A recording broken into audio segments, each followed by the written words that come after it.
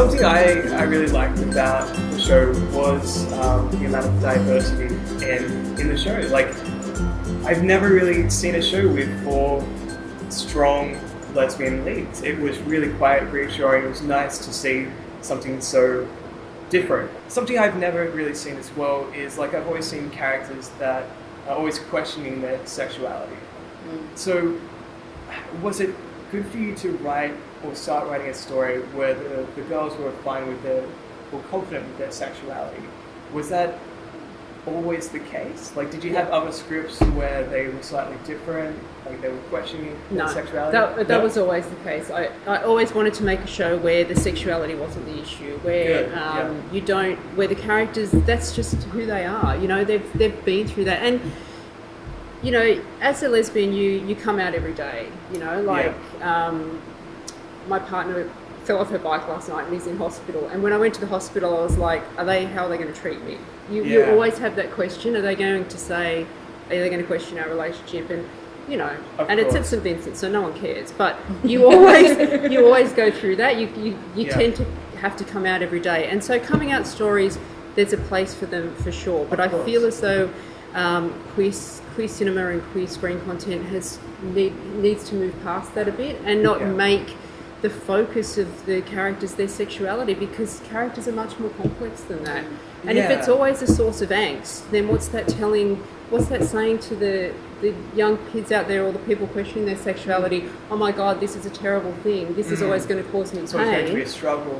Not just this is part of who I am.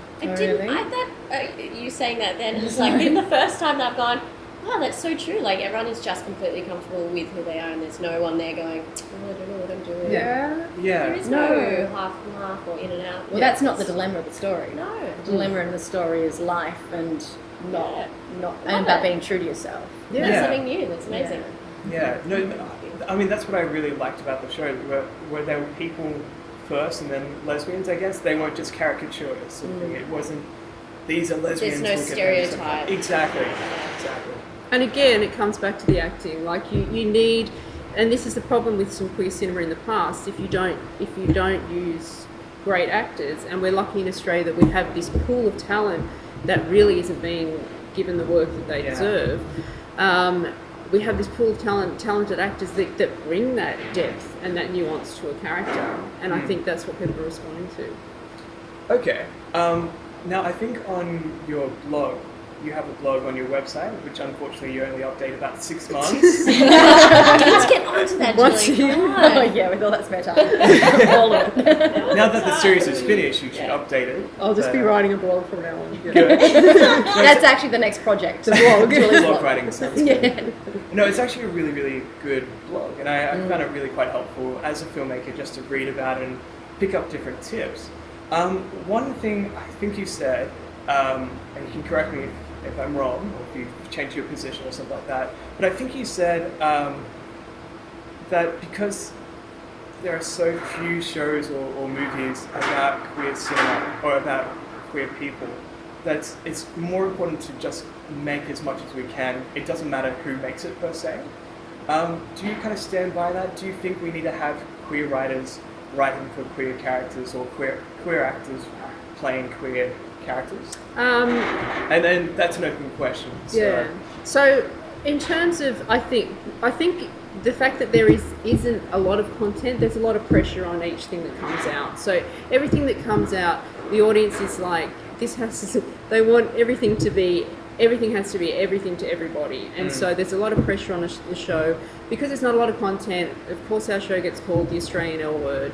And it's kind of sad that that's the only, as soon as there's a show with women in it that are lesbians, then it's compared to the L Word, because there's not a lot of content out there. So I feel like the more content that is made, the more, the less pressure there is on each one. People have more to choose from. And so it's like, because this is never going to be everything to everybody. This isn't going to have, we can't possibly reflect every single aspect of what it is to be a lesbian or a person, and what every lesbian looks like. You just can't do that. So that's why we need a variety of content. In terms of whether we need queer writers to tell that content, look, it's an interesting question, because the short answer is no. But the longer answer is you need to have some insight into what that means. And, and as I was just saying, you feel like as a lesbian that you're constantly coming out and that every time you walk into a situation, you assess that situation and you go, how comfortable can I be here? Yeah. And how much can I be myself? And that's not a great way to live. And that's why when there are attacks on the queer community that it hits home so much, because it's like, I never feel entirely safe, and in places where I think I am safe, then suddenly that's taken away. So no, you don't have to be queer to tell stories about queer characters, but you need some insight into what the complexities of that are. Yeah. And that's, you can certainly get that by being an ally and being part of the community, but you need to have a sensitivity to what that is. Yeah. It's the same thing with anything like you're not going to go out and be a serial killer in order to write about a serial killer, you know. Probably and it's no. As an actor, you don't necessarily, like when you're playing a drug addict, you don't need to go and have heroin, or like if you're playing a prostitute, you don't need to go and actually do it. But you have to have you have to be involved emotionally and have some sort of connection and feel passionately about the project that you're working on. There's the other complexity is that there's the assumption that white men can write for everybody. But if you're of any particular identification, that you can only write for that niche. Of course. And that's a real obstacle within the industry as writers, as directors, as actors, as anyone creating. So while no, you don't necessarily need to be of a particular niche to create that story, you definitely need the insight, but there also needs to be the opportunity for people of niches to have valuable insight into other stories as well. Yeah. And those pathways need to be put in place. It's just got to be true to it, doesn't it? And it's got to be for people that have experience and have to identify it. Otherwise, they're not going to watch it or care about it. Yeah, there needs to come from a place of truth, and all good storytelling needs to do that, to come from a place of truth and authenticity, because audiences are savvy and they can spot things. Even when I know in my own writing when I'm cutting corners, and especially then when you get on set and the actors are like, I don't think my character would do this, and you're like, damn it, I thought I could get away. Like if it's not coming from a place of truth, people spot that. Definitely. Great. Okay.